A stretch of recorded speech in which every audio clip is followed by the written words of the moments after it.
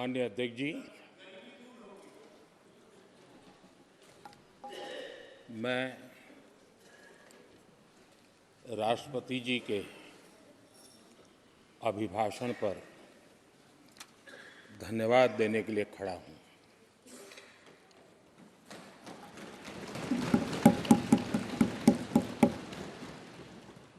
संसद के इस नए भवन में जब आदरणीय राष्ट्रपति जी हम सबको संबोधित करने के लिए आई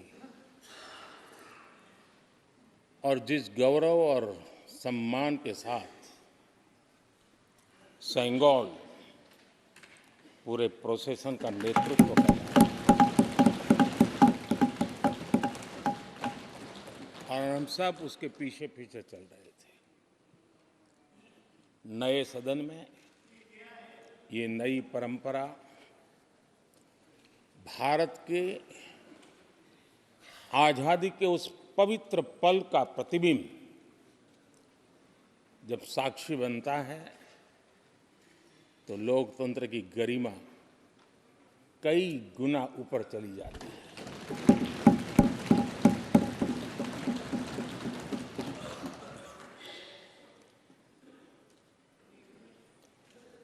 ये 75वां गणतंत्र दिवस, इसके बाद संसद का नया भवन, सेंगोल की अगुवाई, ये सारा दृश्य अपने आप में बहुत ही प्रभावी था।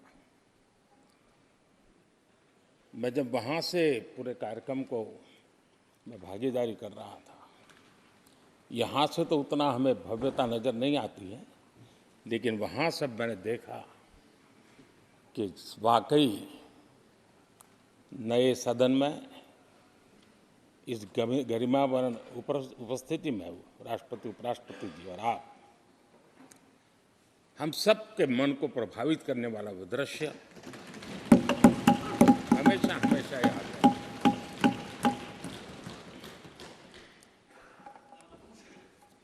जिन माननीय करीब 60 से ज़्यादा माननीय सदस्यों ने राष्ट्रपति जी के आभार प्रस्ताव पर अपने अपने विचार रखे हैं, मैं विनम्रता के साथ अपने अपने विचार व्यक्त करने वाले सभी अपने माननीय सांसदगण का आभार व्यक्त करता हूं। मैं विशेष रूप से विपक्ष ने जो संकल्प लिया है उसकी सराहना करता हूं। उनके भाषण के एक एक बात से मेरा और देश का विश्वास पक्का हो गया है कि इन्होंने लंबे अरसे तक वहां रहने का संकल्प ले लिया।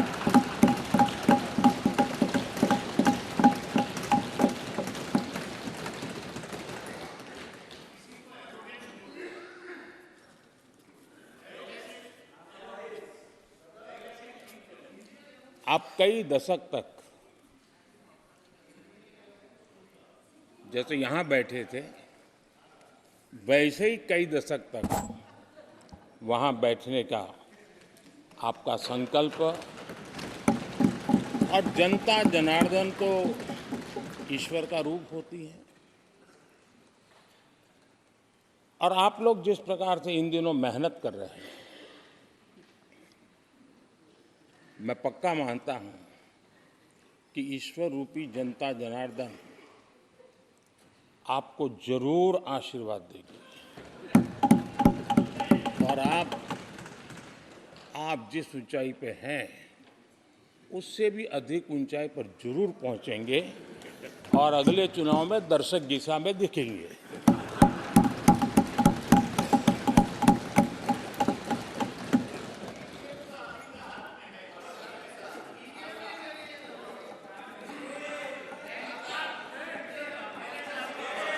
अधीररंजन जी, इस बार आपने आपका कॉन्ट्रैक्ट उनको दे दिया है क्या?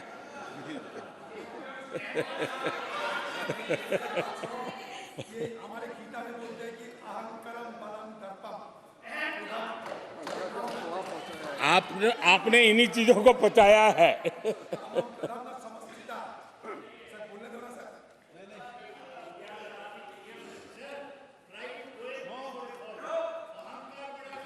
आदरणीय अध्यक्ष महोदय,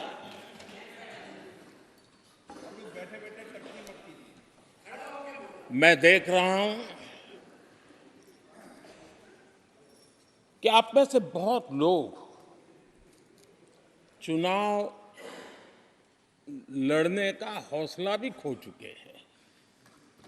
और मैंने सुना है बहुत लोग पिछली बार भी सीट बदली, इस बार भी कुछ सीट बदलने की फिराक में हैं। और मैंने सुना है बहुत लोग अब लोकसभा के बजाय राज्यसभा में जाना चाहते हैं। तो स्थितियों का आकलन करके वो अपना अपना रास्ता ढूंढ रहे हैं। आदरणीय अध्यक्ष जी, राष्ट्रपति जी का भाषण एक प्रकार से तथ्यों के आधार पर, हकीकतों के आधार पर एक बहुत बड़ा दस्तावेज है जो देश के सामने राष्ट्रपति जी ने प्रस्तुत किया। और इस पूरे दस्तावेज को आप देखेंगे तो उन हकीकतों को समेटने का प्रयास किया है जिससे देश किस स्पीड से प्रगति कर रहा है, किस स्केल के साथ गतिविधियों का विस्तार हो रहा है, उसका लेखा जोखा आदरणीय राष्ट्रपति जी ने प्रस्तुत किया है। आदरणीय राष्ट्रपति जी ने भारत के उज्जवल भविष्य को ध्यान में रखते हुए 4 मजबूत स्तंभों पर हम सबका ध्यान केंद्रित किया है। और उनका सही आकलन है कि देश के 4 स्तंभ जितने ज्यादा मजबूत होंगे, जितने ज्यादा विकसित होंगे, जितने ज्यादा समृद्ध होंगे, हमारा देश उतना ही समृद्ध होगा, उतना ही तेजी से समृद्ध होगा। और उन्होंने इन 4 स्तंभों का उल्लेख करते हुए देश की नारी शक्ति, देश की युवा शक्ति, देश के हमारे गरीब भाई बहन और देश के हमारे किसान, हमारे मछुआरे, हमारे पशुपालक, उनकी चर्चा की है। इनके सशक्तिकरण के माध्यम से राष्ट्र के विकसित भारत के लक्ष्य को प्राप्त करने की जो राह है, उसका स्पष्ट दिशा निर्देश आदरणीय राष्ट्रपति जी ने कहा है। अच्छा हो सकता है आपके यहाँ फिशरमैन माइनॉरिटी के ना हो सकता है आपके यहाँ पशुपालक माइनॉरिटी के ना हो सकता है किसान आपके यहाँ माइनॉरिटी के ना हो सकता है महिलाएं आपके यहाँ माइनॉरिटी में ना हो सकता है कि आपके यहाँ युवा में माइनॉरिटी। क्या हो गया है दादा? क्या देश के युवा जी की बात होती है? समाज के सब वर्ग नहीं होते हैं? क्या देश की नारी की बात होती है? देश की सभी नारी नहीं होती है? कब तक टुकड़ों में सोचते रहोगे? कब तक समाज को बांटते रहोगे?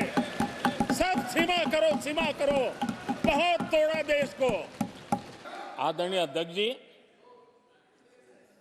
अच्छा होता कि जाते जाते तो कम से कम इस चर्चा के दरमियान कुछ सकारात्मक बातें होती, कुछ सकारात्मक सुझाव आते, लेकिन हर बार की तरह आप सब साथियों ने देश को बहुत निराश किया,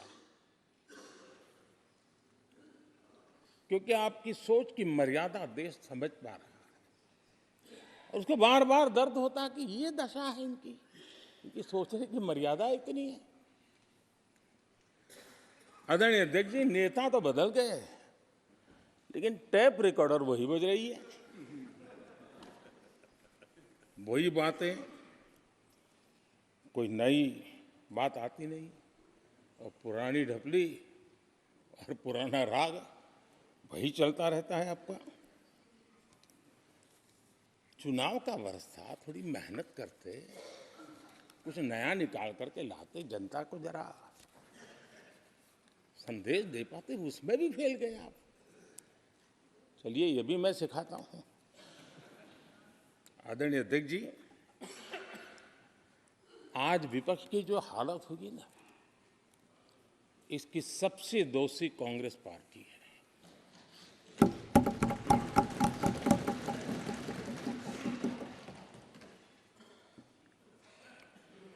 कांग्रेस को एक अच्छा विपक्ष बनने का बहुत बड़ा अवसर मिला, और 10 साल कम नहीं होते, लेकिन 10 साल में उस दायित्व को निभाने में भी वे पूरी तरह विफल गए। और जब खुद विफल हो गए तो विपक्ष में और भी होनहार लोग हैं, उनको भी उभरने नहीं दिया, क्योंकि फिर मामला और गड़बड़ हो जाए। इसलिए हर बार यही करते रहे कि और भी विपक्षी जो तेजस्वी लोग हैं उनको दबा दिया जाए। हाउस में कई यंग हमारे माननीय सांसदगण हैं, उत्साह भी उमंग भी है, लेकिन अगर वो बोलें, उनकी छवि उभर जाए, तो शायद किसी की छवि बहुत दब जाए। उस चिंता में इस यंग जनरेशन को मौका न मिले, हाउस को ही चलने नहीं दिए गए। यानी एक प्रकार से इतना बड़ा नुकसान कर दिया है, खुद का भी, विपक्ष का भी, संसद का भी और देश का भी। और इसलिए, और मैं हमेशा चाहता हूं कि देश को एक स्वस्थ अच्छे विपक्ष की बहुत जरूरत है।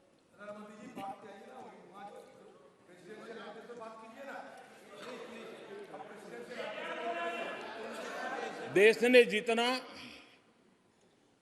परिवारवाद का खामियाजा उठाया है,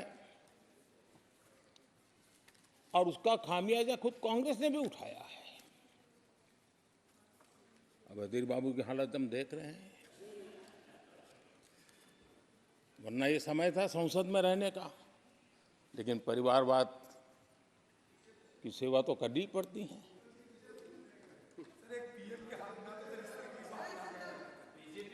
आदरणीय अध्यक्ष जी, अब हालत देखिए, हमारे खरगे जी इस सदन से उस सदन शिफ्ट हो गए, और गुलाम नबी जी तो पार्टी से ही शिफ्ट कर गए।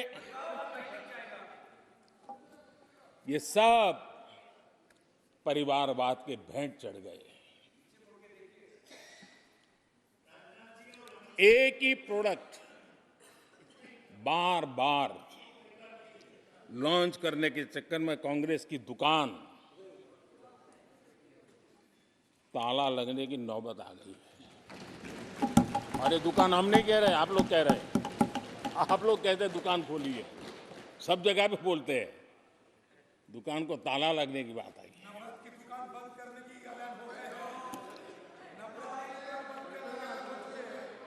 यहाँ हमारे दादा अपनी आदत छोड़ नहीं पाते हैं, वो वहां से बैठे बैठे कमेंट कर रहे हैं परिवारवाद की। मैं जरा समझा देता हूँ, आज माफ करना अध्यक्ष महोदय, मैं जरा समय ले रहा हूँ। आज हम किस परिवारवाद की चर्चा करते हैं? अगर किसी परिवार में अपने बलबूते पर जन समर्थन से एक से अधिक अनेक लोग अगर राजनीतिक क्षेत्र में भी प्रगति करते हैं, उसको हमने कभी परिवारवाद नहीं कहा है। हम परिवारवाद की चर्चा वो करते हैं जो पार्टी परिवार चलाता है, जो पार्टी परिवार के लोगों को प्राथमिकता देती है, जो पार्टी के सारे निर्णय परिवार के लोग ही करते हैं, वो परिवारवाद है। न राजनाथ जी की कोई पॉलिटिकल पार्टी है, न अमित शाह की कोई पॉलिटिकल पार्टी है। और इसलिए जहां एक परिवार को पार्टियां लिखी जाती हैं, वो लोकतंत्र में उचित नहीं है। लोकतंत्र में अनेक एक परिवार के 10 लोग राजनीति में आए, कुछ बुरा नहीं है। हम तो चाहते हैं नौजवान लोग आए।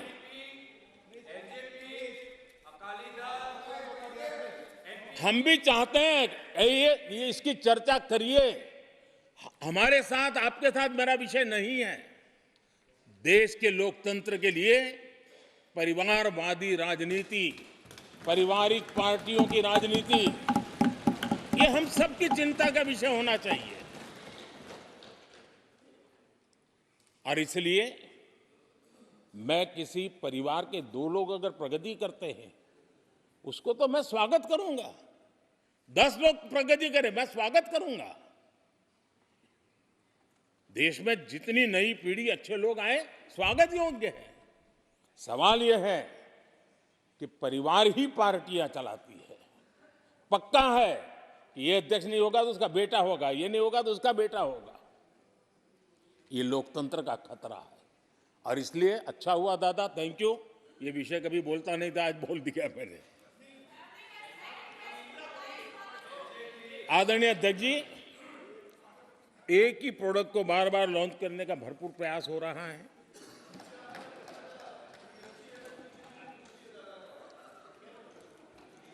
आदरणीय अध्यक्ष जी, कांग्रेस एक परिवार में उलझ गई है। देश के करोड़ों परिवार की आकांक्षाएं और उपलब्धियां वो देख पा ही नहीं रहे, देख सकते नहीं, अपने परिवार के बाहर देखने की तैयारी नहीं है। और कांग्रेस में एक कैंसिल कल्चर डेवलप हुआ है। कुछ भी है कैंसिल, कुछ भी है कैंसिल।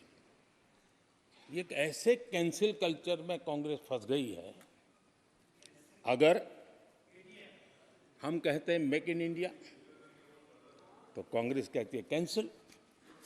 हम कहते हैं आत्मनिर्भर भारत, कांग्रेस कहती है कैंसिल। हम कहते हैं वोकल फॉर लोकल, कांग्रेस कहती है कैंसिल। हम कहते हैं वंदे भारत ट्रेन, कांग्रेस कहती है कैंसिल। हम कहते हैं संसद की नई इमारत, कांग्रेस कहती है कैंसिल। यानी मैं हैरान हूं, ये कोई मोदी की उपलब्धियां नहीं है, देश की उपलब्धियां है।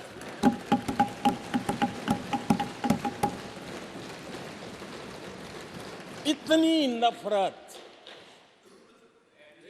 कब तक पाले रखोगे? और उसके कारण देश की सफलताएं, देश के अचीवमेंट, उसको भी कैंसिल करके आप बैठ गए हो।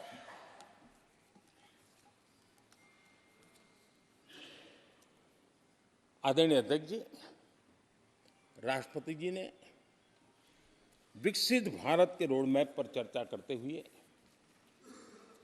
आर्थिक पहलुओं पर विस्तार से चर्चा की।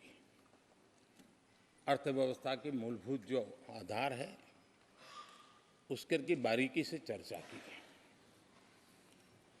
और भारत की मजबूत अर्थव्यवस्था को आज पूरी दुनिया सराह रही है, पूरी दुनिया उससे प्रभावित है। और जब विश्व संकट से गुजर रहा है, तब तो उनको और ज्यादा अच्छा लगता है। G20 समिट के अंदर सारे देश ने देखा है कि पूरा विश्व भारत के लिए क्या सोचता है, क्या कहता है, क्या आशा करता है।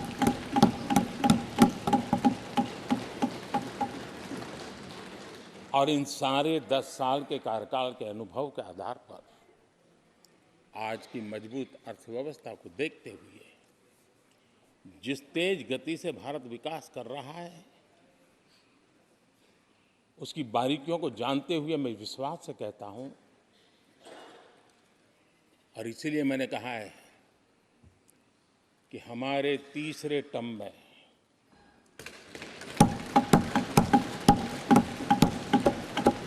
भारत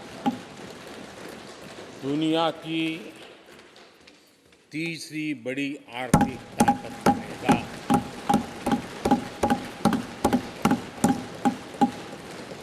और ये मोदी की गारंटी है।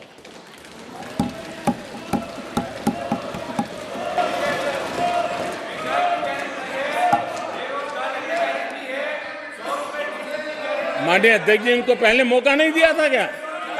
सबको मौका दिया है ना? हाँ,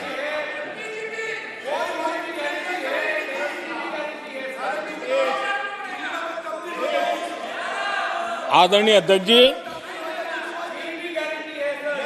जब हम दुनिया की तीसरी बड़ी आर्थिक शक्ति बनकर के उभरेंगे कहते हैं, तो हमारे विपक्ष में बैठे कुछ साथी कैसा कुतर्क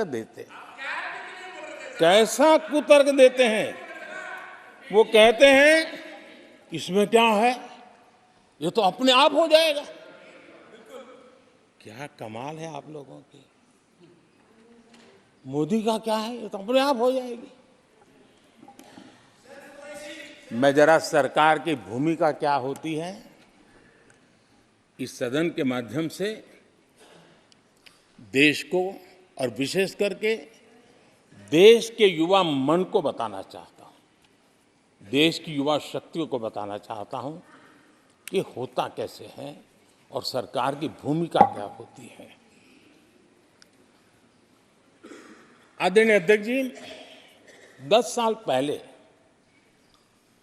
2014 में फरवरी महीने में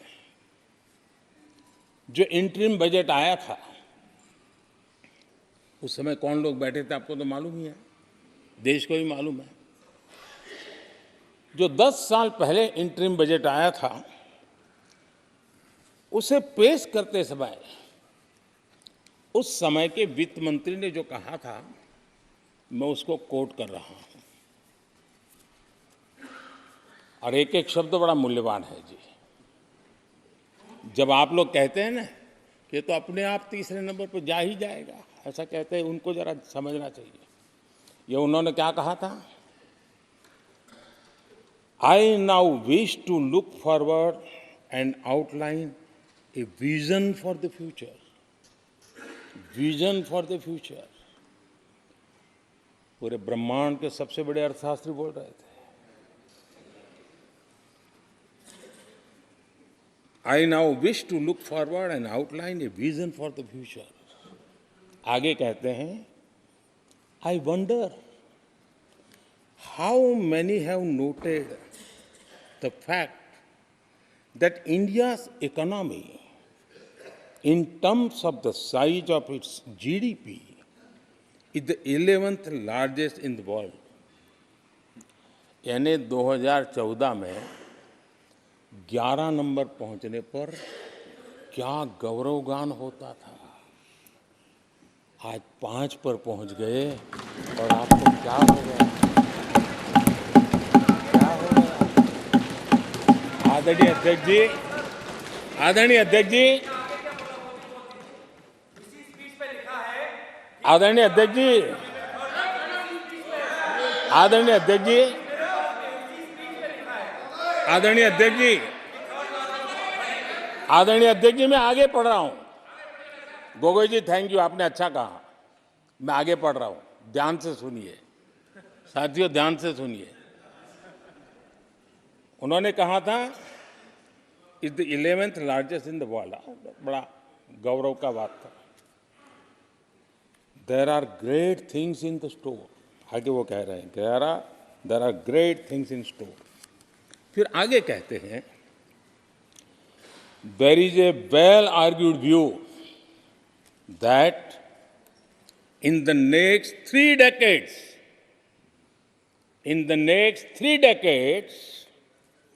India's nominal GDP will take the country to the 3rd rank after the US and China.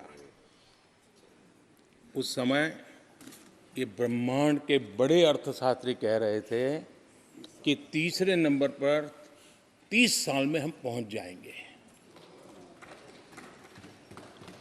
30 साल। और फिर कहा था ये मेरा विजन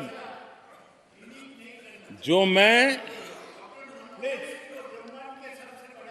मनमोहन सिंह नहीं थे उस वक्त, देखो मनमोहन सिंह नहीं थे। बहुत लोग हैं जो ये ख्यालों में रहते हैं वो ब्रह्मांड के सबसे बड़ी अर्थशक्ति है। ये लोग 2014 में कह रहे हैं और विजन क्या देखते हैं 2044 यानी 2044 तक तीसरी अर्थव्यवस्था की बात। ये इनकी सोच, ये इनकी मर्यादा, सपना भी देखने का सामर्थ्य खो चुके थे लोग। संकल्प तो दूर की बात थी। 30 साल का इंतजार करने के लिए मेरे देश की युवा पीढ़ी को कह कर गए थे, लेकिन हम आज आपके सामने विश्वास से खड़े हैं, इस पवित्र सदन में खड़े हैं और मैं आपको विश्वास दिलाता हूं कि 30 साल हम नहीं लगने देंगे। ये मोदी की गारंटी है। मेरे तीसरे कार्यकाल में देश दुनिया की तीसरी आर्थिक शक्ति बन जाए।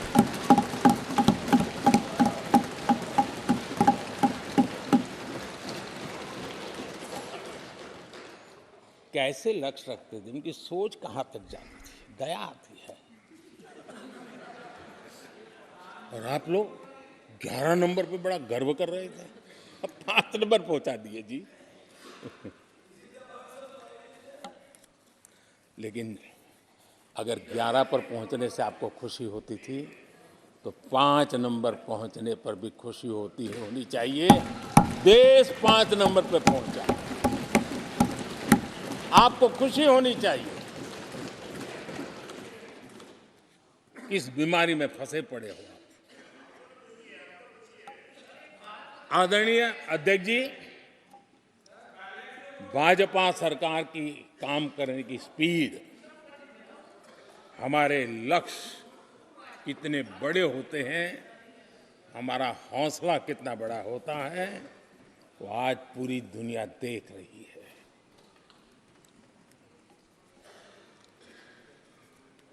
और आदरणीय अध्यक्ष जी, एक कहावत है हमारे उत्तर प्रदेश में, खास एक कहावत कही जाती है, 9 दिन चले 2.5 कोस।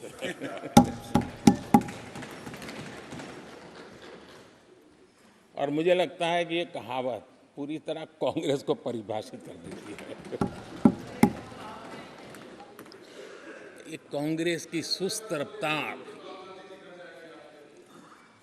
कांग्रेस की सुस्त रफ्तार का कोई मुकाबला नहीं।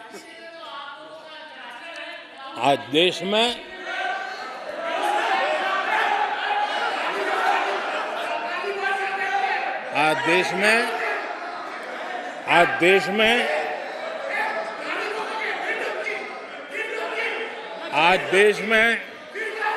जिस रफ्तार से काम हो रहा है, कांग्रेस सरकार इस रफ्तार की कल्पना भी नहीं कर सकती। आदरणीय अध्यक्ष जी,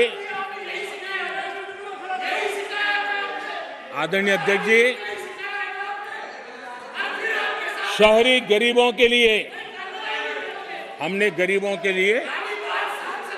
400 घर हमने गरीबों के लिए, आदरणीय अध्यक्ष जी, हमने गरीबों के लिए 4 करोड़ घर बनाए।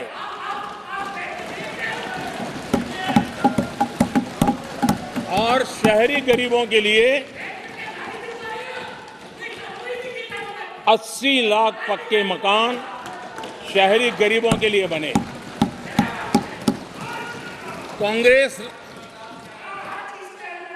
अगर कांग्रेस की रफ्तार से घर बने होते तो क्या हुआ होता, मैं इसका हिसाब लगाता हूं। अगर कांग्रेस की जो रफ्तार थी उस प्रकार से चला होता तो 100 साल लगते, इतना काम करने में 100 साल लगते, 5 पीढ़ियां गुजर जाती।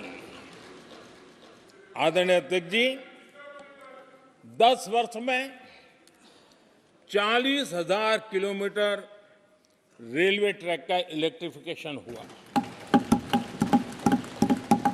अगर कांग्रेस की रफ्तार से देश चलता तो इस काम को करने में 80 साल लग जाते। एक प्रकार से 4 पीढ़ियां गुजर जाती। आदरणीय अध्यक्ष जी, हमने 17 करोड़ अधिक गैस कनेक्शन दिए। ये मैं 10 साल का हिसाब दे रहा हूं। अगर कांग्रेस की चाल से चलते तो ये कनेक्शन देने में और 60 साल लग जाते। 3 पीढ़ियां धुएं में खाना पकाते पकाते गुजर जाती। आदरणीय अध्यक्ष जी, हमारी सरकार ने सैनिटेशन कवरेज 40% से 100% तक पहुंची है। अगर कांग्रेस की रफ्तार होती तो ये काम होते होते 60-70 साल और लगते और कम से कम 3 पीढ़ियां गुजर जाती, लेकिन गारंटी नहीं होता कि नहीं होता। आदरणीय अध्यक्ष जी, कांग्रेस की जो मानसिकता है, जिसका देश को बहुत नुकसान हुआ है, कांग्रेस ने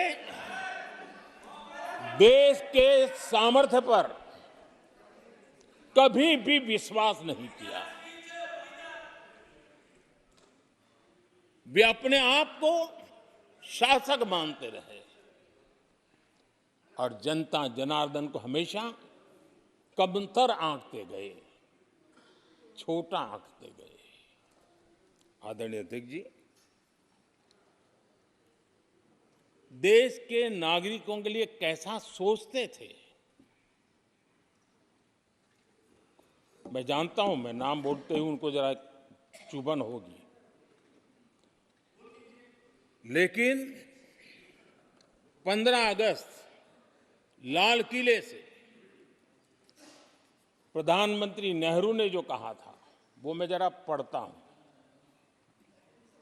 लाल किले से भारत के प्रथम प्रधानमंत्री ने जो कहा था वो पढ़ रहा हूं, नेहरू जी ने।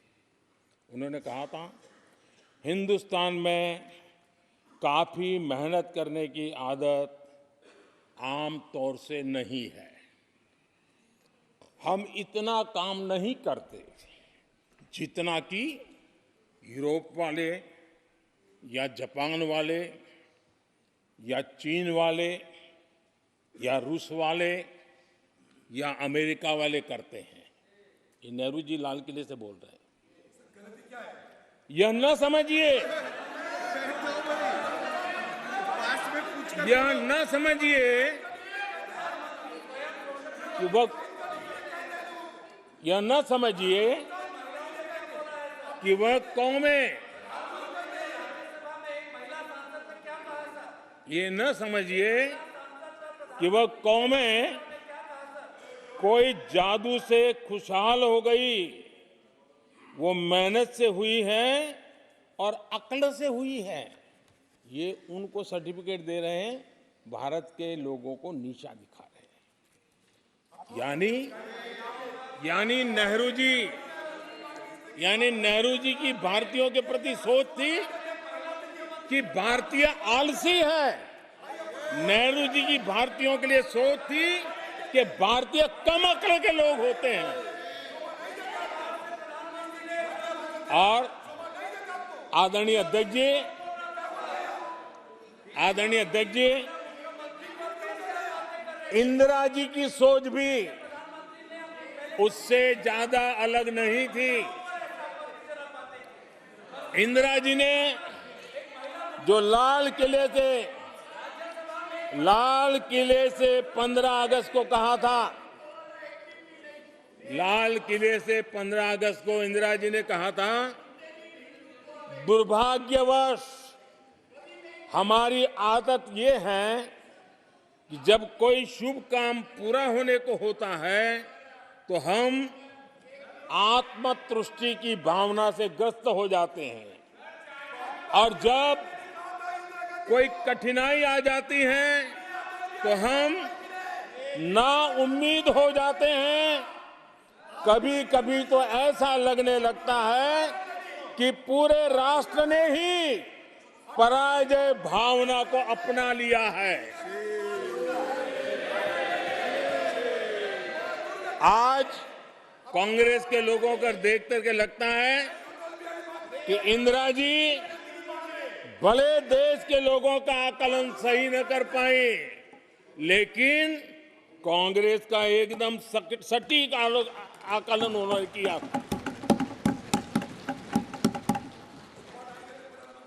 कांग्रेस के शाही परिवार के लोग मेरे देश के लोगों को ऐसा ही समझते थे, उनके विषय में ऐसे ही सोचते।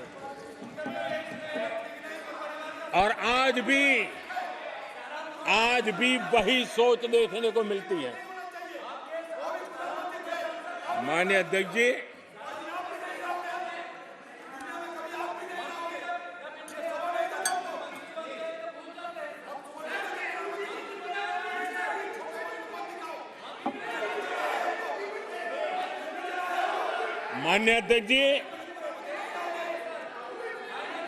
कांग्रेस का विश्वास हमेशा सिर्फ एक परिवार पर रहा है। एक परिवार के आगे वो न कुछ सोच सकते हैं, न कुछ देख सकते हैं। कुछ दिन पहले भानुमति का कुनबा जोड़ा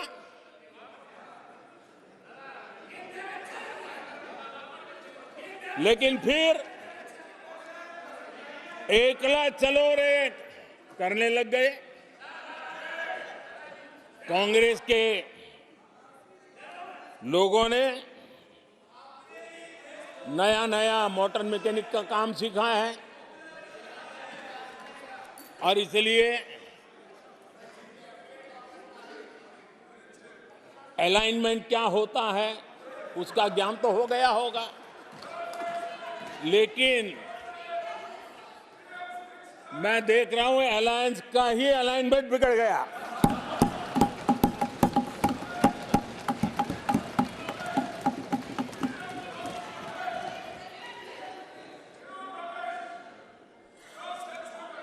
इनको अपने इस कुनबे में अगर एक दूसरे पर विश्वास नहीं है तो ये लोग देश पर विश्वास कैसे करेंगे। आदरणीय अध्यक्ष जी, हमें देश के सामर्थ्य पर भरोसा है, हमें लोगों की शक्ति पर भरोसा है। आदरणीय अध्यक्ष जी, देश की जनता ने हमें जब पहली बार सेवा करने का अवसर दिया तो हमने पहले कार्यकाल में यूपीए के समय के जो गड्ढे थे वो गड्ढे भरने में हमारा काफी समय और शक्ति लगी। हम पहले कार्यकाल में वो गड्ढे भरते रहे। हमने दूसरे कार्यकाल में नए भारत की नींव रखी और तीसरे कार्यकाल में हम विकसित भारत को निर्माण को नई गति देंगे।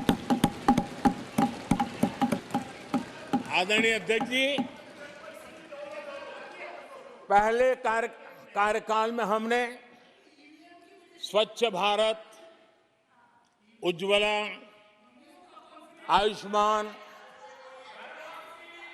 आयुष्मान भारत, बेटी बचाओ बेटी पढ़ाओ, उसी प्रकार से सुगम्य भारत, डिजिटल इंडिया, ऐसे कितने ही जनहित के कामों को अभियान का स्वरूप देकर के आगे बढ़ाए। टैक्स व्यवस्था आसान हो, इसके लिए जीएसटी जैसे निर्णय लिए और हमारे इन कामों को देख करके जनता ने भरपूर समर्थन दिया, जनता ने बहुत आशीर्वाद दिए, पहले से भी ज्यादा आशीर्वाद दिए और हमारा दूसरा कार्यकाल प्रारंभ हुआ। दूसरा कार्यकाल संकल्पों और वचनों की पूर्ति का कार्यकाल रहा।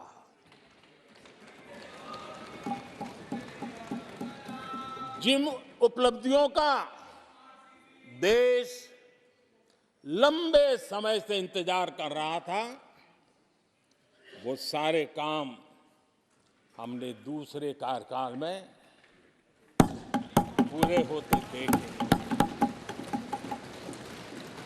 हम सबने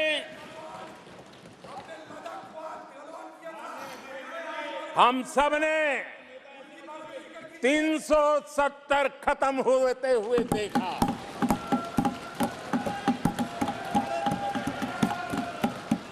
इन्हीं माननीय सांसदों के आंखों के सामने और उनके वोट की ताकत से 370 गया।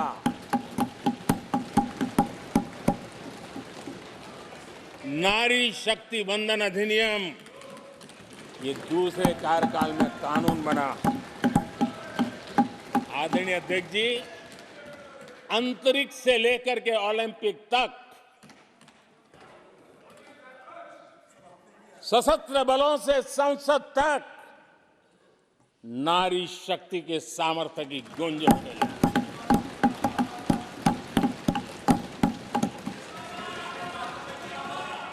ये नारी शक्ति के सशक्तिकरण को आज देश ने देखा है। आदरणीय अध्यक्ष जी, उत्तर से दक्षिण तक, पूरब से पश्चिम तक लोगों ने दशकों से अटकी भटकी लटकी योजनाओं को समयबद्ध तरीके से पूरे होते हुए देखा। आदरणीय अध्यक्ष जी, अंग्रेजी शासन के पुराने दंड प्रधान कानूनों से हम प्लीज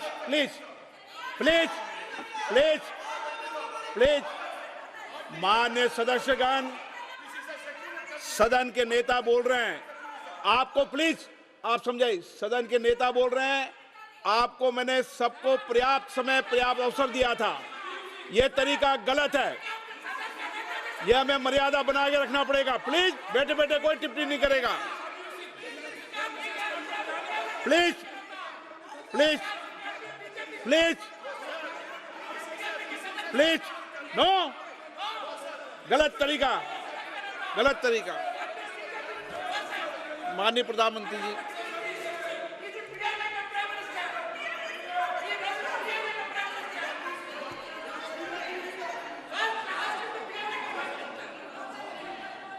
ये तरीका है क्या आपका?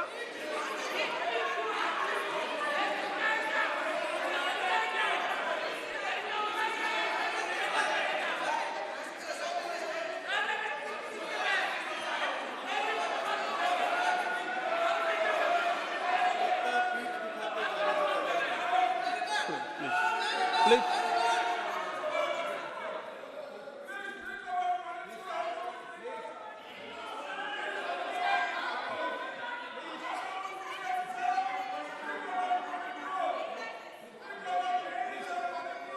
आदरणीय अध्यक्ष जी,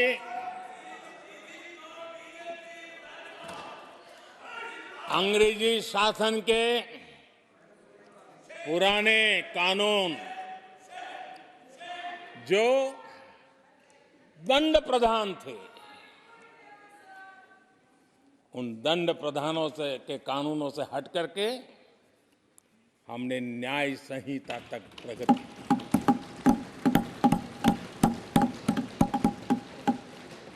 हमारी सरकार ने सैकड़ों ऐसे कानूनों को समाप्त किया जो अप्रासंगिक हो गए थे, सरकार ने 40,000 से ज्यादा कंप्लायंसेस खत्म कर दिए। आदरणीय अध्यक्ष जी, भारत ने अमृत भारत और नमो भारत ट्रेनों से भविष्य की उन्नति के सपने देखे।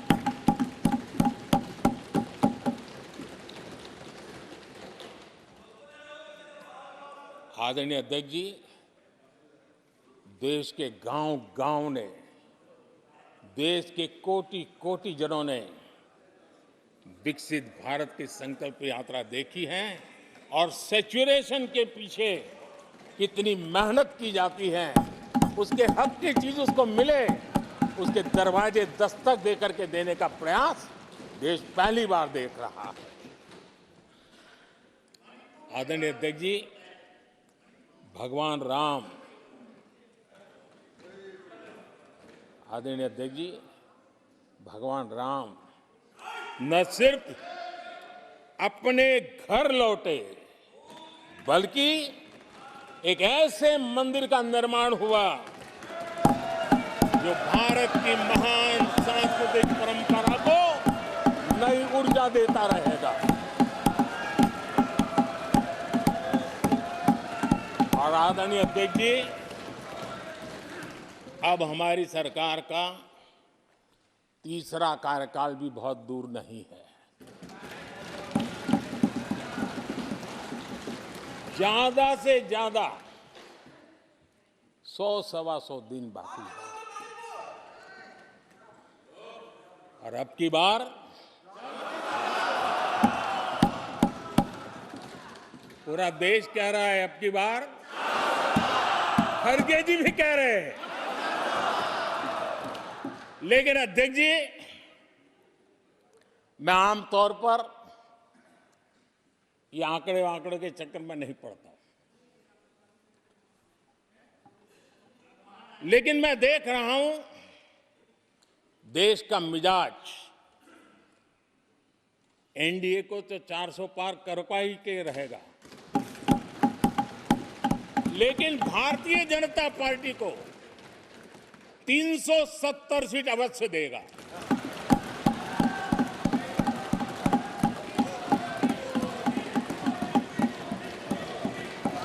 बीजेपी को 370 सीट और एनडीए को 400 पार।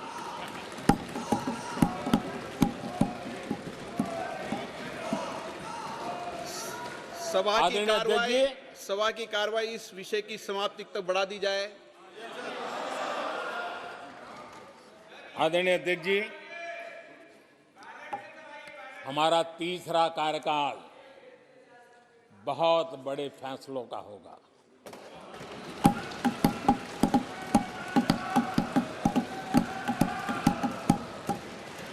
मैंने लाल किले से कहा था और राम मंदिर प्राण प्रतिष्ठा के समय भी मैंने उसको दोहराया था। मैंने कहा था, देश को अगले 1000 वर्षों तक समृद्ध और सिद्धि के शिखर पर देखना चाहिए। तीसरा कार्यकाल अगले 1000 वर्षों के लिए एक मजबूत नींव रखने का कार्यकाल होगा।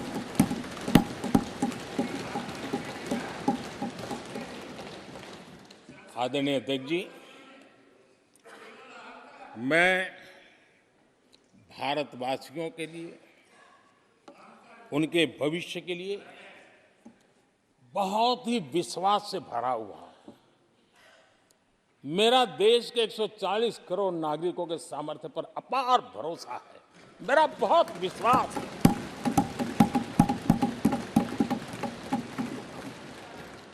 दस वर्षों में 25 करोड़ लोग गरीबी से बाहर आए, ये सामर्थ्य दिखाता है। आदरणीय अध्यक्ष जी, मैंने हमेशा कहा है कि गरीब को अगर साधन मिले गरीब को अगर संसाधन मिले, गरीब को अगर स्वाभिमान मिले, तो हमारा गरीब गरीबी को परास्त करने का सामर्थ्य रखता है। और हमने वो रास्ता चुना और मेरे गरीब भाइयों ने गरीबी को परास्त करके दिखाया है। और इसी सोच के साथ हमने गरीब को साधन दिए, संसाधन दिए, सम्मान दिया, स्वाभिमान दिया। 50 करोड़ गरीबों के पास आज बैंक खाता है। कभी वो बैंक से गुजर नहीं पाता। 4 करोड़ गरीबों के पास पक्का घर है। घर उसके स्वाभिमान को एक नया सामर्थ्य देता है। 11 करोड़ से अधिक परिवारों को पीने का शुद्ध जल पानी नल से मिल रहा है। 55 करोड़ से अधिक गरीबों को आयुष्मान भारत कार्ड मिला है। घर में कोई भी बीमारी आ जाए, उस बीमारी के कारण फिर से वो गरीबी की तरफ लुढ़क न जाए, उसको भरोसा है कितनी भी बीमारी क्यों ना आ जाए, मोदी बैठा है। 80 करोड़ लोगों को मुफ्त अनाज की सुविधा दी गई है। आदरणीय अध्यक्ष जी, मोदी ने उनको पूछा जिनको पहले कोई पूछता तक नहीं था। देश में पहली बार रेहड़ी पटरी वाले साथियों के बारे में सोचा गया। पीएम स्वनिधि योजना से आज वो ब्याज के चक्कर से बाहर निकले, बैंक से पैसे लेकर अपने कारोबार को बढ़ा रहे हैं। देश में पहली बार हाथ का हुनर जिनका सामर्थ्य है, जो राष्ट्र का निर्माण भी करते हैं, ऐसे मेरे विश्वकर्मा साथियों के बारे में सोचा गया। उनको आधुनिक टूल, आधुनिक ट्रेनिंग, पैसों की मदद, वैश्विक मार्केट उनके लिए खुल जाए, ये मेरे विश्वकर्मा भाइयों के लिए हमने कहा। देश में पहली बार पीवीटीजी यानी जनजातियों में भी अति पिछड़े जो हमारे भाई बहन हैं, संख्या बहुत कम है, वोट के हिसाब से किसी को नजर नहीं जाती। हम वोट से परे हैं, हम दिलों से जुड़े हैं और इसलिए पीवीटीजी जातियों के लिए पीएम जनमन योजना बना करके उनके कल्याण का मिशन मोड में काम उठाया है। इतना ही नहीं, सरहद के जो गांव थे जिनको आखिरी गांव करके छोड़ दिया गया था, हमने वो आखिरी गांव को पहला गांव बना करके विकास की पूरी दिशा बदल दी है। आदरणीय अध्यक्ष जी, मैं जब बार बार मिलेट्स की वकालत करता हूं, मिलेट्स की दुनिया के अंदर जाकर के चर्चा करता हूं, G20 के देशों को लोगों के सामने गर्व के साथ मिलेट्स परोसता हूं, उसके पीछे मेरे दिल में 3 करोड़ से ज्यादा मेरे छोटे किसान हैं जो मिलेट्स की खेती करते हैं। इनका कल्याण, इससे हम जुड़े हुए हैं। आदरणीय अध्यक्ष जी, जब मैं वोकल फॉर लोकल की बात करता हूं, जब मैं मेक इन इंडिया की बात करता हूं, तब मैं करोड़ों गृह उद्योग, लघु उद्योग, कुटीर उद्योग, उससे जुड़े हुए मेरे लाखों परिवारों के साथ उनके कल्याण के लिए सोचता हूं। आदरणीय अध्यक्ष जी, खादी, कांग्रेस पार्टी ने उसको भुला दिया, सरकारों ने भुला दिया। आज मैं खादी के ताकत देने में सफलतापूर्वक आगे बढ़ा हूं, क्योंकि खादी के साथ, हैंडलूम के साथ करोड़ों बुनकरों की जिंदगी लगी हुई है। मैं उनके कल्याण को देखता हूं। आदरणीय अध्यक्ष जी, हमारी सरकार हर कोने में गरीबी को निकालने के लिए, गरीब को समृद्ध बनाने के लिए अनेक विविध प्रयासों को कर रही है। जिनके लिए वोट बैंक ही था, उनके लिए उनका कल्याण संभव नहीं था। हमारे लिए उनका कल्याण राष्ट्र का कल्याण है और इसलिए हम उसी रास्ते पर चल पड़े। आदरणीय अध्यक्ष जी, कांग्रेस पार्टी ने, यूपीए सरकार ने ओबीसी समुदाय के साथ भी कोई न्याय नहीं किया, अन्याय किया। इन लोगों ने ओबीसी नेताओं का अपमान करने में कोई कोर कसर नहीं छोड़ी है। कुछ दिन पहले जब कर्पूरी ठाकुर जी को भारत रत्न दिया, हमने वो सम्मान किया। लेकिन याद करिए, उस कर्पूरी ठाकुर अति पिछड़े समाज से ओबीसी समाज के उस महापुरुष के साथ क्या व्यवहार हुआ था, किस प्रकार से उनके साथ जुल्म किया। 1970 में बिहार के मुख्यमंत्री बने तो उनको पद से हटाने के लिए कैसे कैसे खेल खेले गए थे। उनकी सरकार अस्थिर करने के लिए क्या कुछ नहीं किया गया था। आदरणीय अध्यक्ष जी, कांग्रेस को अति पिछड़ा व्यक्ति बर्दाश्त नहीं हुआ था। 1987 में जब कांग्रेस के पास पूरे देश में उनका झंडा फहरता था, सत्ता ही सत्ता थी, तब उन्होंने कर्पूरी ठाकुर को प्रतिपक्ष के नेता के रूप में स्वीकार करने से मना कर दिया। और कारण क्या दिया? वो संविधान का सम्मान नहीं कर सकते। जिस कर्पूरी ठाकुर ने पूरा जीवन लोकतंत्र के सिद्धांतों के लिए, संविधान की मर्यादाओं के लिए खपा दिया, उनका अपमान करने का काम कांग्रेस पार्टी ने किया था। आदरणीय अध्यक्ष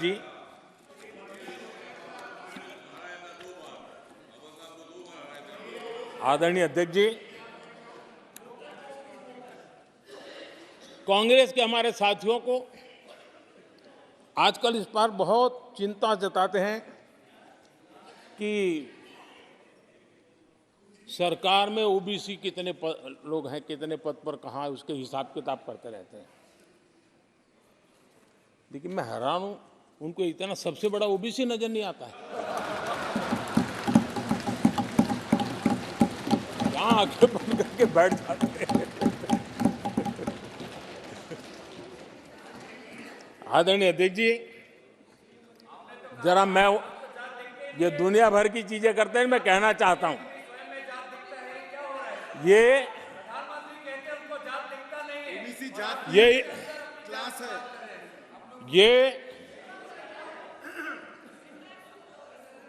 यूपीए के समय एक एक्स्ट्रा कॉन्स्टिट्यूशनल बॉडी बनाई गई थी, जिसके सामने सरकार की कुछ नहीं चलती थी। नेशनल एडवाइजरी काउंसिल, जरा कोई निकाल करके देखे उसमें क्या कोई ओबीसी था क्या? जरा निकाल के देखिए। इतनी बड़ी बड़ी पावरफुल बॉडी बनाई थी और वो तो अपॉइंट कर रहे थे। आदरणीय अध्यक्ष जी,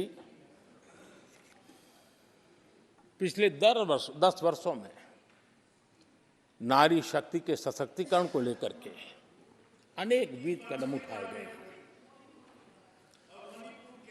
नारी के नेतृत्व में समाज के सशक्तिकरण पर काम किया गया है। आदरणीय अध्यक्ष जी, अब देश की बेटी, हिंदुस्तान में कोई ऐसा सेक्टर नहीं है जहां देश की बेटियों के लिए दरवाजे बंद हो।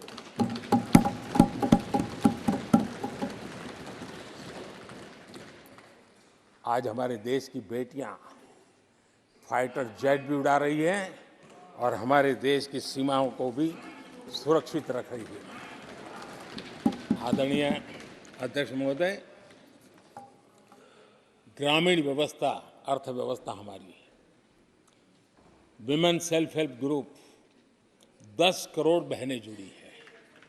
और आर्थिक गतिविधि करती है और ग्रामीण अर्थव्यवस्था को वो नई ताकत दे रही है। और मुझे आज खुशी है कि इन प्रयासों का परिणाम है कि आज करीब करीब 1 करोड़ लखपति दीदी आज देश में बनी। और जब मेरी उनसे बातें होती है, उनका जो आत्मविश्वास देखता हूं, मेरा पक्का विश्वास है हम जिस तरह आगे बढ़ रहे हैं, आने वाले हमारे कार्यकाल में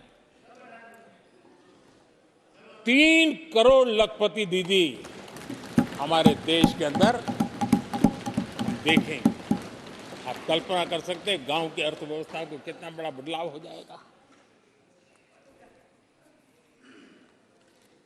आदरणीय अध्यक्ष जी, हमारे देश में बेटियों के संबंध में जो पहले सोच थी, समाज के घर में घुस गई थी, दिमाग में भी घुस गई थी, आज वो सोच कितनी तेजी से बदल रही है। थोड़ा सा बारीकी से देखेंगे तो हमें पता चलेगा कितना बड़ा सुखद बदलाव आ रहा है। पहले अगर बेटी का जन्म होता था तो चर्चा होती थी, अरे खर्चा कैसे उठाएंगे, उसको कैसे पढ़ाएंगे, उसके आगे की जिंदगी का एक प्रकार से कोई बोझ है, ऐसी चर्चाएं हुआ करती थी। आज बेटी पैदा होती है तो पूछा जाता है, अरे सुकन्या समृद्धि अकाउंट खुला कि नहीं खुला। बदलाव। आदरणीय जी, पहले सवाल होता था प्रेग्नेंट होने पर नौकरी नहीं कर पाओगे।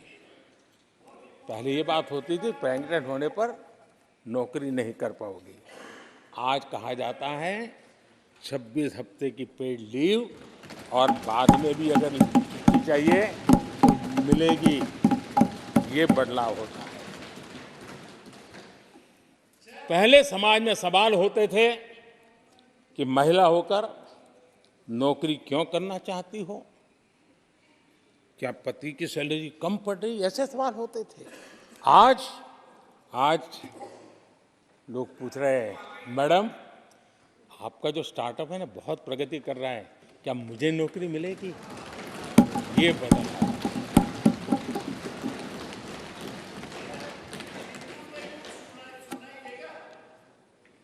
आदरणीय अध्यक्ष जी, एक समय था जब सवाल पूछा जाता था कि बेटी की उम्र बढ़ रही है, शादी कब करोगे।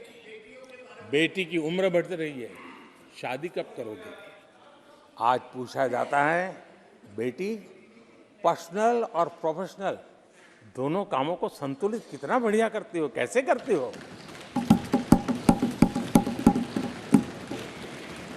आदरणीय अध्यक्ष जी, एक समय था घर में कहा जाता था कि घर के मालिक घर पे है कि नहीं है, ऐसा पूछा जाता था।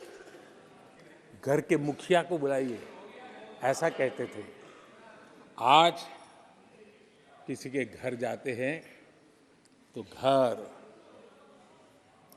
महिला के नाम पर, बिजली का बिल उसके नाम पर आता है, पानी गैस सब उसके नाम पर। तो परिवार के मुखिया की जगह आज मेरी माताएं बहन से। ये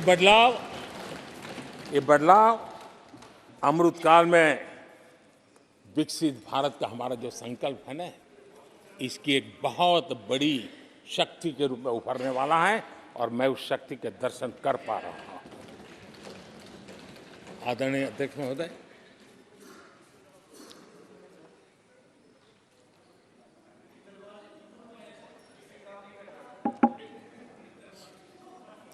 किसानों के लिए आंसू बहाने की आदत मैंने बहुत देखी है।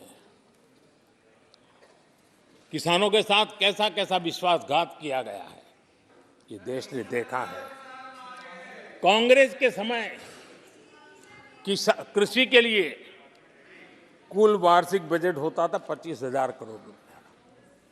आदरणीय अध्यक्ष जी, हमारी सरकार का बजट है 1.25 लाख करोड़ रुपया। आदरणीय अध्यक्ष जी, कांग्रेस ने अपने 10 साल के कार्यकाल में 7 लाख करोड़ रुपया का धान और गेहूं किसानों से खरीदा था। हमने 10 वर्ष में करीब 18 लाख करोड़ का धान गेहूं खरीदा। कांग्रेस सरकार ने दलहन और तिलहन की खरीदी नाम मात्र कभी कहीं की हो तो की हो। हमने 1.25 लाख करोड़ रुपए से भी अधिक का दलहन और तिलहन खरीद किया है।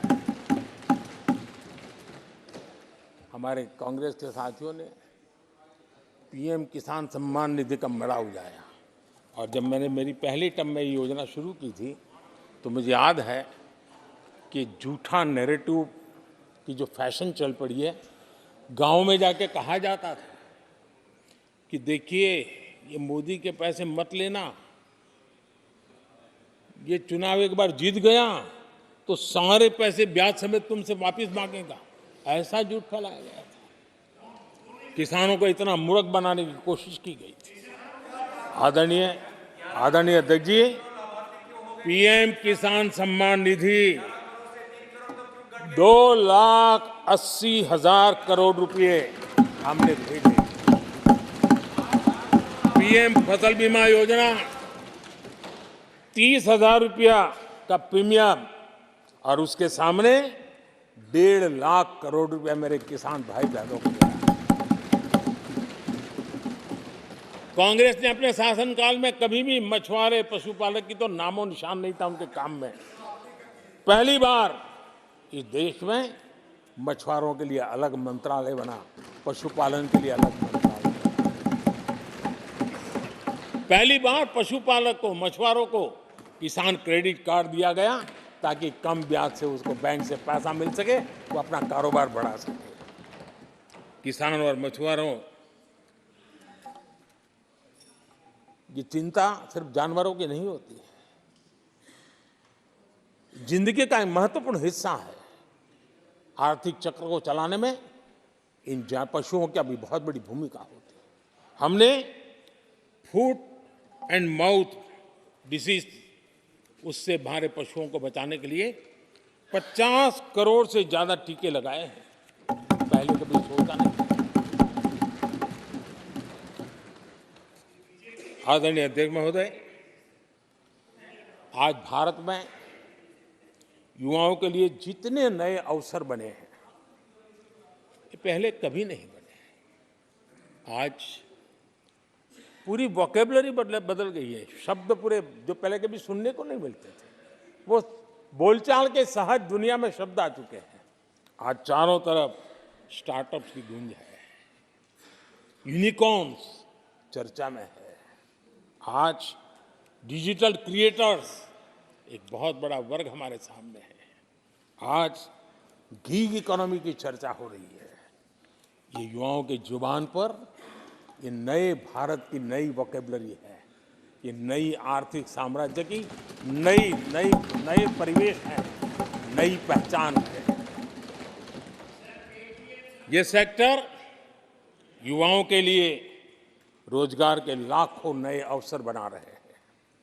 2014 से पहले डिजिटल इकोनॉमी की साइज ना के बराबर थी, बहुत ज्यादा उसकी चर्चा भी नहीं थी। आज भारत दुनिया की डिजिटल इकोनॉमी है, अग्रणी है। लाखों युवा इससे जुड़े हैं और आने वाले समय में ये डिजिटल इंडिया मूवमेंट जो है वो देश के नौजवानों के लिए अनेक अवसर, अनेक रोजगार, अनेक प्रोफेशंस के लिए अवसर लेकर के आने वाला है। आदरणीय अध्यक्ष जी, आज Bharat made in India phone दुनिया में पहुंच रहे हैं। दुनिया में हम नंबर 2 बन गए हैं और एक तरफ सस्ता मोबाइल प्राप्त हुआ है और दूसरी तरफ सस्ता डेटा। इन दोनों ने एक बहुत बड़ा रिवॉल्यूशन लाया है देश में और दुनिया में हम जिस कीमत पे आज हमारे नौजवानों को ये प्राप्त करवा रहे हैं, सबसे कम कीमत पर करवा रहे हैं और वो एक कारण बना है। आज मेड इन इंडिया अभियान, रिकॉर्ड मैन्युफैक्चरिंग, रिकॉर्ड एक्सपोर्ट, यह देश देख रहा है। आदरणीय जी, ये सारे काम हमारे नौजवानों के लिए सबसे ज्यादा रोजगार लाने वाले काम हैं, सबसे ज्यादा रोजगार के अवसर पैदा करेंगे। आदरणीय अध्यक्ष महोदय, 10 वर्ष में टूरिज्म सेक्टर में अभूतपूर्व उछाल आया है। हमारे देश में ये ग्रोथ और टूरिज्म सेक्टर ऐसा है जिसमें कम से कम पूंजी निवेश में अधिक से अधिक लोगों को रोजगार देने वाला अवसर है और सामान्य से सामान्य व्यक्ति को भी ये रोजगार देने वाला अवसर है। स्वरोजगार की सबसे ज्यादा संभावनाएं वाला टूरिज्म क्षेत्र है। 10 वर्ष में एयरपोर्ट 2 गुने बने। भारत सिर्फ एयरपोर्ट बने ऐसा नहीं है, भारत दुनिया का तीसरा बड़ा डोमेस्टिक एविएशन सेक्टर बना, दुनिया के तीसरे बड़े। हम सबको खुशी होनी चाहिए। भारत की जो एयरलाइंस कंपनियां हैं, उन्होंने 1000 नए एयरक्राफ्ट के ऑर्डर दिए। देश में 1000 नए एयरक्राफ्ट, और जब इतने सारे हवाई जहाज ऑपरेट होंगे, सारे एयरपोर्ट कितने धमधमते होंगे, कितने पायलट्स की जरूरत पड़ेगी, कितने हमें क्रू मेंबर चाहिए, कितने इंजीनियर ये चाहिए, कितने ग्राउंड सर्विस के लिए लोग चाहिए। यानी रोजगारी के नए नए क्षेत्र खुलते जा रहे हैं। एविएशन सेक्टर भारत के लिए एक बहुत बड़ा नया अवसर बन करके आया है। आदरणीय अध्यक्ष जी, हमारी कोशिश नहीं है कि इकोनॉमी को हम फॉर्मलाइज करने की दिशा में मजबूती से कदम उठाए, युवाओं को नौकरी भी मिले, सोशल सिक्योरिटी भी मिले। इन दोनों को लेकर के और आपने जिन बातों के आधार पर हम निर्णय करते हैं और देश में भी माना जाता है, वो एक होता है डाटा ईपीएफओ का। ईपीएफओ में जो रजिस्ट्रेशन होता है, 10 साल में करीब 18 करोड़ नए सब्सक्राइबर आए और वो तो सीधा पैसों से जुड़ा खेल होता है, उसमें फर्जी नाम नहीं होते हैं। मुद्रा लोन पाने वालों में 8 करोड़ लोग ऐसे हैं जिन्होंने जीवन में पहली बार कारोबार अपना शुरू किया है, बिजनेस। और जब मुद्रा लोन लेता है तो खुद तो रोजगारी पाता है, 1 या 2 और लोगों को भी रोजगारी देता है, क्योंकि उसका काम ऐसा होता है। हमने लाखों स्ट्रीट वेंडर्स को सपोर्ट किया है। 10 करोड़ महिलाएं एसएचजी से जुड़ी, जैसा मैंने कहा, 1 लाख लखपति दीदी 1 करोड़, ये अपने आप में बहुत। और मैंने जैसे कहा, हम 3 करोड़ के टारगेट को। आदरणीय अध्यक्ष जी, कुछ आंकड़े हैं जो अर्थशास्त्री समझते हैं, नहीं सामान्य मानवी भी समझता है। 2014 से पहले के 10 वर्षों में इंफ्रास्ट्रक्चर के निर्माण में करीब करीब 12 लाख करोड़ का बजट था। 10 साल में 12 लाख करोड़। बीते 10 वर्षों में इंफ्रास्ट्रक्चर निर्माण के अंदर बजट 44 लाख करोड़, 44 लाख करोड़। रोजगार कैसे बढ़ते हैं, इससे समझ आता है। आदरणीय अध्यक्ष जी, इस राशि से जितनी बड़ा मात्रा में काम हुआ है, उसके कारण इतने लोगों को रोजी रोटी मिली है, इसका आप अंदाज कर सकते हैं। हम भारत को मैन्युफैक्चरिंग का, रिसर्च का, इनोवेशन का हब बने, उस दिशा में देश की युवा शक्ति को प्रोत्साहित कर रहे हैं, व्यवस्थाएं विकसित कर रहे हैं, आर्थिक मदद के योजनाएं बना रहे हैं। आदरणीय अध्यक्ष जी, एनर्जी के क्षेत्र में हम हमेशा डिपेंडेंट रहे। एनर्जी के सेक्टर में हमें आत्मनिर्भर होने की दिशा में बहुत कुछ करने की आवश्यकता है और हमारी कोशिश है ग्रीन एनर्जी की तरफ। हाइड्रोजन को लेकर के हम बहुत बड़ी मात्रा में आगे बढ़ रहे हैं, उसमें अभूतपूर्व निवेश। उसी प्रकार से दूसरा क्षेत्र है जिसमें भारत को लीड लेनी होगी, वो है सेमीकंडक्टर। पिछली सरकारों ने जितने प्रयास किए लेकिन सफलता नहीं मिली। अब हम जिस स्थिति में पहुंचे हैं, मैं विश्वास से कहता हूं कि हमारे 3 दशक खराब भले हो गए, लेकिन आने वाला समय हमारा है। हम सेमीकंडक्टर के क्षेत्र में अभूतपूर्व निवेश में देख रहा हूं और भारत दुनिया को एक बहुत बड़ा कंट्रीब्यूशन करेगा।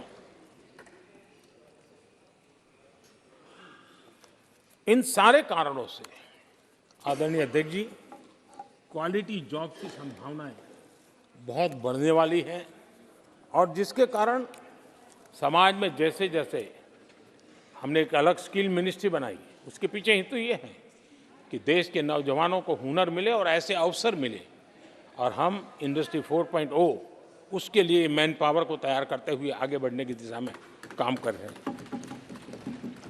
आदरणीय अध्यक्ष जी, यहाँ महंगाई को लेकर के काफ़ी कुछ बातें की गई है। मैं जरूर चाहूँगा कि देश के सामने कुछ सच्चाइयाँ आनी चाहिए। इतिहास गवाह है, जब भी कांग्रेस आती है महंगाई लाती है।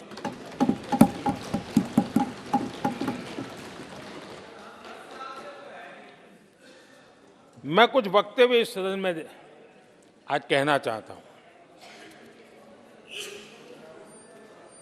और किसी की आलोचना करने के लिए नहीं कह रहा हूं, लेकिन हो सकता है कि हमारी बात जो समझ नहीं पाते हैं वो अपने लोगों की बात को समझने का प्रयास करेंगे।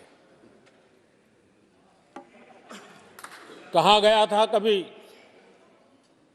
और किसने कहा था वो मैं बाद में कहूंगा, हर चीज की कीमत बढ़ जाने की वजह से मुसीबत फैली है, आम जनता उनमें फंसी है।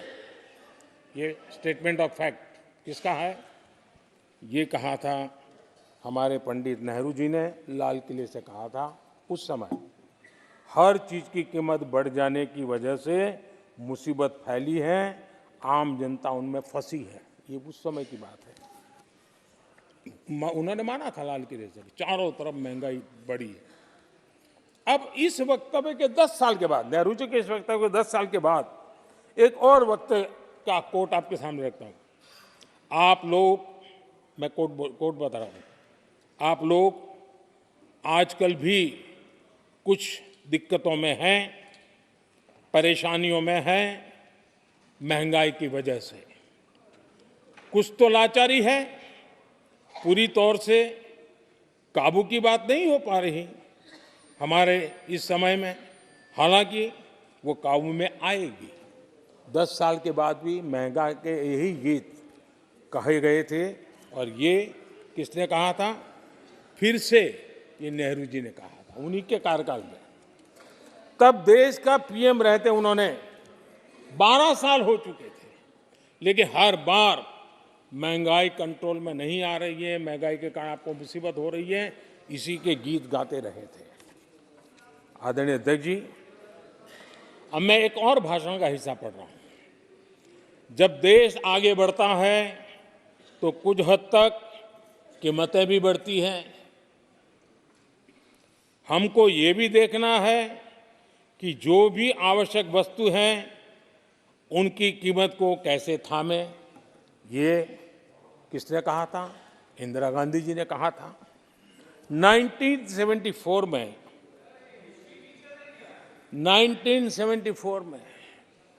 जब देश में सारे उन्होंने दरवाजे ताले लगा दिए थे, लोगों को जेल में बंद कर दिया था, 30% महंगाई थी, 30%।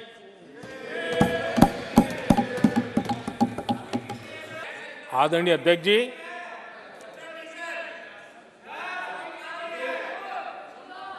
अपने भाषण में यहां तक कहा गया था,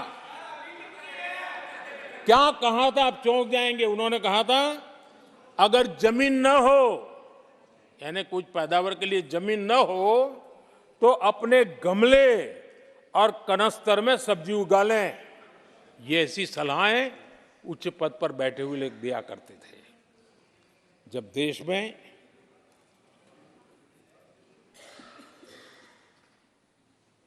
महंगाई को लेकर के 2 गाने सुपरहिट हुए थे हमारे देश में, घर घर गाए जाते थे। एक महंगाई मार गई और दूसरा महंगाई डायन खाए जा, डायन खाए जा था। और ये दोनों गाने कांग्रेस के शासनकाल में आए। आदरणीय अध्यक्ष जी, यूपीए के शासनकाल में महंगाई डबल डिजिट में थी, डबल डिजिट में महंगाई थी, इसको नकार नहीं सकते हैं। और यूपी का सरकार का तर्क क्या था जी? असंवेदनशीलता। ये कहा गया था कि महंगी आइसक्रीम खा सकते हो तो महंगाई का रोना क्यों रो रहे हो, ये कहा गया था, ये कहा गया था। जब भी कांग्रेस आई है उसने महंगाई को ही मजबूत किया। आदरणीय अध्यक्ष जी, हमारी सरकार ने महंगाई को लगातार नियंत्रण में रखा है। दो युद्ध के बावजूद और 100 साल में आए सबसे बड़े संकट के बावजूद महंगाई नियंत्रण में है और हम कर पाए हैं।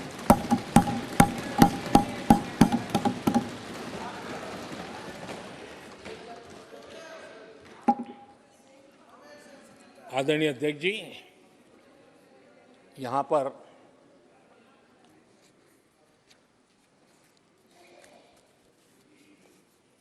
बहुत गुस्सा व्यक्त किया गया। जितना हो सका उतने कठोर शब्द में गुस्सा व्यक्त किया गया।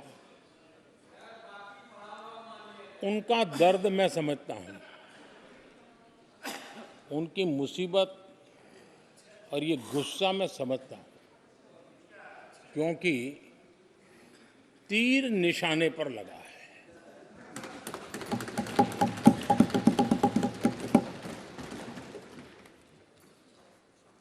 भ्रष्टाचार पर एजेंसियां एक्शन ले रही हैं, उसको लेकर भी इतना गुस्सा, क्या क्या शब्दों का प्रयोग किया जा रहा है। आदरणीय अध्यक्ष जी, 10 साल पहले हमारे सदन में, पार्लियामेंट में क्या चर्चा होती थी? सदन का पूरा समय घोटालों की चर्चा पर जाता था, भ्रष्टाचार की चर्चा पर जाता था, लगातार एक्शन की डिमांड होती थी। सदन यही मांग करता रहता था, एक्शन लो, एक्शन लो, एक्शन लो। वो कालखंड देश ने देखा है, चारों तरफ भ्रष्टाचार की खबरें रोजमर्रा। और आज जब भ्रष्टाचारियों पर एक्शन लिया जा रहा है तो लोग उनका समर्थन में हंगामा करते हैं। आदरणीय अध्यक्ष जी, इनके समय में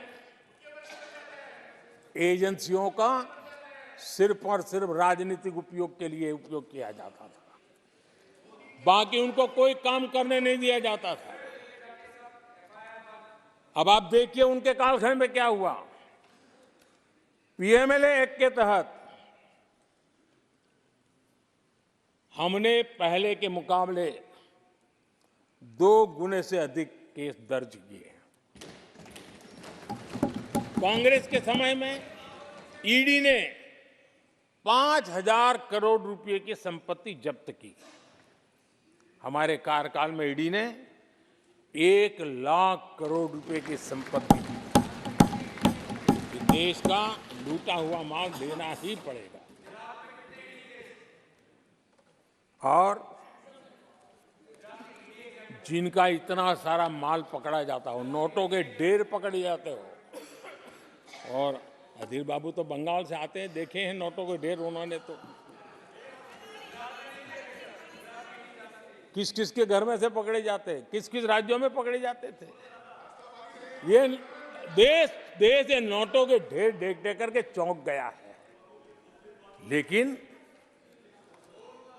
अब जनता को आप मूर्ख नहीं बना सकते। जनता देख रही है कि किस प्रकार से यूपीए सरकार में जो भ्रष्टाचार की बातें होती थी उसका टोटल 10-15 लाख करोड़ का रहा है, चर्चा होती थी। हमने लाखों करोड़ के घोटाले तो अटकाए, लेकिन उन सारे पैसों को गरीबों के काम लगा दिया, गरीबों के कल्याण के लिए।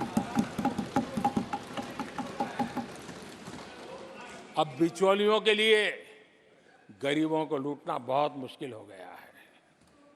Direct benefit transfer, Jan Dhan account, Aadhaar, mobile, उसकी ताकत हमने पहचानी है। 30 लाख करोड़ रुपए से ज्यादा रकम हमने लोगों के खाते में सीधी पहुंचाई। और अगर कांग्रेस के एक प्रधानमंत्री ने कहा था कि 1 रुपया भेजते हैं 15 पैसे पहुंचते हैं, अगर उस हिसाब से मैं देखूं तो हम जो 30 लाख भेजे हैं, अगर उनका जमाना होता तो कितना रुपया कहां चला जाता, इसका हिसाब लगाइए। 15% मुश्किल से लोगों के पास पहुंचता, बाकी सब कहां चला जाता। आदरणीय अध्यक्ष जी, हमने 10 करोड़ फर्जी नाम हटाए हैं। अभी लोग पूछते हैं पहले इतना आंकड़ा था, क्यों कम हुआ? आपने ऐसी व्यवस्था बनाई थी कि जिस बेटी का जन्म नहीं हुआ उसको आपके यहां से विधवा पेंशन जाते थे। और ऐसे सरकारी योजनाओं को मारने के जो रास्ते थे ना, 10 करोड़ फर्जी नाम बंद किए। ये जो परेशानी है ना इन चीजों की है, क्योंकि रोजमर्रा की काय उनकी बंद हो गई है। आदरणीय अध्यक्ष जी, हमने ये फर्जी नामों को हटाने से करीब करीब 3 लाख करोड़ रुपया फर्जी हाथों में जाने से बचाया, गलत हाथों में जाने से बचाया। देश के टैक्स पेयर का पाई बचाना और सही काम में लगाना, इसके लिए हमने जीवन खपा रखे हैं। आदरणीय अध्यक्ष जी, सभी राजनीतिक दलों को भी सोचने की जरूरत है और समाज में भी जो लोग बैठे हैं उनको देखने की जरूरत है। आज देश का दुर्भाग्य है, पहले तो क्लासरूम में भी कोई अगर चोरी करता था, किसी की कॉपी करता था, तो वो भी 10 दिन तक अपना मुंह किसी को दिखाता नहीं था। आज जो भ्रष्टाचार के आरोप जिन पे सिद्ध हो चुके हैं, जो जेलों में समय निकाल करके पैरोल पर आए, आज वॉशिंग मशीन से भी बड़ा कंधे पे लेकर के महिमा मंडन कर रहे हैं ऐसे चोरों का सार्वजनिक जीवन में। कहां ले जाना चाहते हो देश को तुम?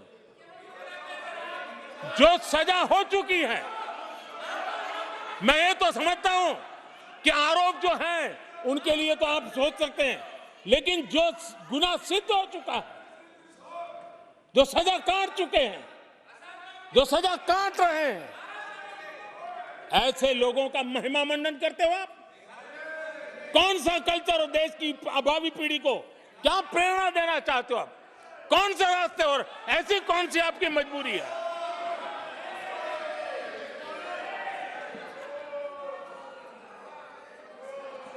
और ऐसे लोगों का महिमा मंडन किया जा रहा है, उनको महान बताया जा रहा है।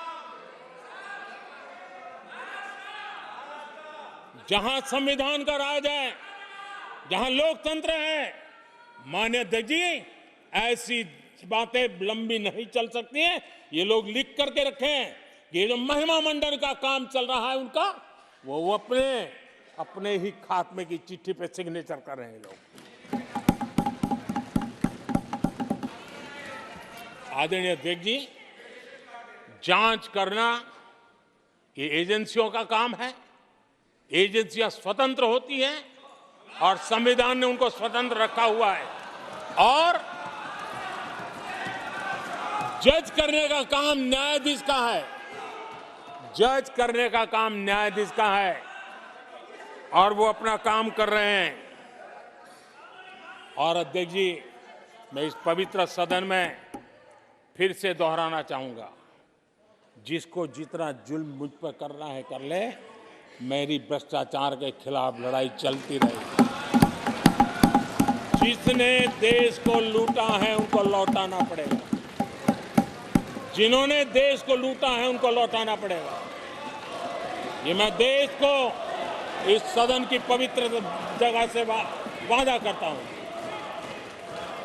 जिसको जो आरोप लगाना है लगा लें, लेकिन देश को लूटने नहीं दिया जाएगा और जो लूटा है वो लौटाना पड़ेगा। आदरणीय अध्यक्ष जी, देश सुरक्षा और शांति का एहसास कर रहा है। देश पिछले 10 वर्ष की तुलना में सुरक्षा के क्षेत्र में देश आज वाकई सशक्त हुआ है। आतंकवाद, नक्सलवाद एक छोटे दायरे में अब सिमटा हुआ है।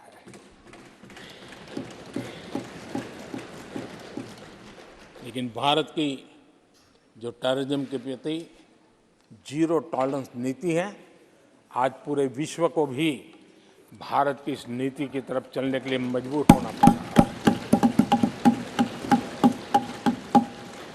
भारत की सेनाएं सीमाओं से लेकर के समंदर तक अपने सामर्थ्य को लेकर के आज भी उसकी धाक है। हमें हमारी सेना के पराक्रम पर गर्व होना चाहिए। हम कितना ही उनके मोरल तोड़ने की कोशिश करें, मुझे मेरी सेना पर भरोसा है। मैंने उनके सामर्थ्य को देखा है। कुछ राजनेता सेना के लिए हल्के फुल्के शब्द बोल दें, इससे मेरे देश की सेना डिमोरलाइज होगी। ये सपनों में कोई रहते तो निकल जाए। देश के मूड को वो खत्म नहीं कर सकते।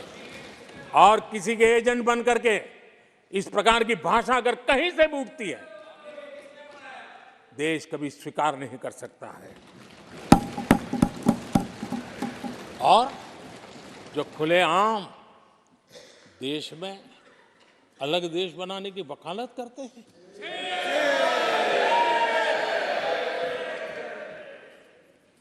जोड़ने की बातें छोड़ो, तोड़ने की कोशिश करिए। यार, आपके अंदर क्या पड़ा हुआ है? क्या इतने टुकड़े करके अभी भी आपके मन को समाधान नहीं हुआ है? देश के इतने टुकड़े कर चुके हो आप, और टुकड़े करना चाहते हो? कब तक करते रहोगे? आदरणीय अध्यक्ष जी, इसी सदन में अगर कश्मीर की बात होती थी तो हमेशा चिंता का स्वर निकलता था, छिटाकशी होती थी, आरोप प्रत्यारोप होते थे। आज जम्मू कश्मीर में अभूतपूर्व विकास की चर्चा हो रही है और गर्व के साथ हो रही है। पर्यटन लगातार बढ़ रहा है। G20 समिट होती है वहां, पूरा विश्व आज उसकी सराहना करता है। आर्टिकल 370 को लेकर के कैसा हुआ बना के रखा था। कश्मीर के लोगों ने जिस प्रकार से उसको गले लगाया है, कश्मीरी जनता ने जिस प्रकार से गले लगाया है, और आखिर के ये समस्या किसकी देन थी? किसने देश के माथे पर मारा था? किसने भारत के संविधान के अंदर इस प्रकार की दरार करके रखी हुई थी? आदरणीय अध्यक्ष जी, अगर नेहरू जी का नाम लेते हैं तो उनको बुरा लगता है, लेकिन कश्मीर को जो समस्याएं झेलनी पड़ी उसके मूल में उनकी ये सोच थी और उसी का परिणाम है देश को भुगतना पड़ा। जम्मू कश्मीर के लोगों को, देश के लोगों को नेहरू जी की गलतियों का बहुत बड़ी कीमत चुकानी पड़ी है। आदरणीय अध्यक्ष जी, वो भले गलतियां करके गए, लेकिन हम मुसीबतें झेल करके भी गलतियों सुधारने के लिए हमारी कोशिश जारी रखेंगे। हम रुकने वाले नहीं हैं। हम हम देश के लिए काम करने के लिए निकले हुए लोग हैं। हमारे लिए नेशन फर्स्ट है। आदरणीय अध्यक्ष जी, मैं सभी राजनीतिक दलों के नेताओं से आग्रह करूंगा, सभी माननीय सदस्यों से आग्रह करूंगा, भारत के जीवन में एक बहुत बड़ा अवसर आया है। वैश्विक परिवेश में भारत के लिए बड़ा अवसर आया है। एक नए आत्मविश्वास के साथ आगे बढ़ने का अवसर आया है। राजनीति अपनी जगह पे होती है, आरोप प्रत्यारोप अपनी जगह पर होता है, लेकिन देश से बढ़कर कुछ नहीं होता है। और इसलिए आइए मैं निमंत्रण देता हूं आपको, कंधे से कंधा मिलाकर के हम देश के निर्माण के लिए आगे बढ़े। राजनीति में किसी भी जगह पर रहते हुए भी राष्ट्र निर्माण में आगे बढ़ने में कोई रुकावट नहीं आती। आप इस राह को मत छोड़िए। मैं आपका साथ मांग रहा हूं, मां भारती के कल्याण के लिए साथ मांग रहा हूं। मैं विश्व के अंदर जो अवसर आया है उस अवसर को बुलाने के लिए आपका साथ मांगता हूं। मैं आपका सहयोग चाहता हूं 140 करोड़ देशवासियों की जिंदगी को और समृद्ध बनाने के लिए और सुखी बनाने के लिए। लेकिन अगर आप साथ नहीं दे सकते हैं और अगर आपका हाथ ईंटें फेंकने पर ही तुला हुआ है, तो आप लिख करके रखिए, आपकी हर ईंट को मैं विकसित भारत की नींव मजबूत करने के लिए लगाऊंगा। आपके हर पत्थर को मैं विकसित भारत के जो सपनों को लेकर के अब चले उसकी नींव मजबूत करने के लिए मैं लगाऊंगा और देश को हम उस समृद्धि की ओर लेके जाएंगे। जितने पत्थर उछालने उछाल लीजिए, आपका हर पत्थर भारत के समृद्ध, भारत के विकसित भारत के सपने को समृद्ध बनाने के लिए हर पत्थर को मैं काम में ले लूंगा। ये भी मैं आपको विश्वास दिलाता हूं। आदरणीय अध्यक्ष जी, मैं जानता हूं साथियों की तकलीफें मैं जानता हूं, लेकिन वो जो कुछ भी बोलते हैं मैं दुखी नहीं होता और दुखी होना भी नहीं चाहिए, क्योंकि मैं जानता हूं ये नामदार है, हम कामदार हैं और हम कामदारों को तो नामदारों से सुनना ही पड़ता है। जी तो नामदार कुछ भी कहते रहें, कुछ भी कहने का उनको तो जन्मजात अधिकार मिले हुए हैं और हम कामदारों को सुनना होता है। हम सुनते भी रहेंगे और देश को सहजते भी रहेंगे, देश को आगे बढ़ाते रहेंगे। आदरणीय अध्यक्ष जी, आपने मुझे इस पवित्र सदन में आदरणीय राष्ट्रपति जी के उद्बोधन को समर्थन करने के लिए बोलने का अवसर दिया। मैं आदरणीय राष्ट्रपति जी के उद्बोधन को समर्थन देते हुए धन्यवाद प्रस्ताव पर आभार व्यक्त करते हुए मेरी वाणी को विराम देता हूं।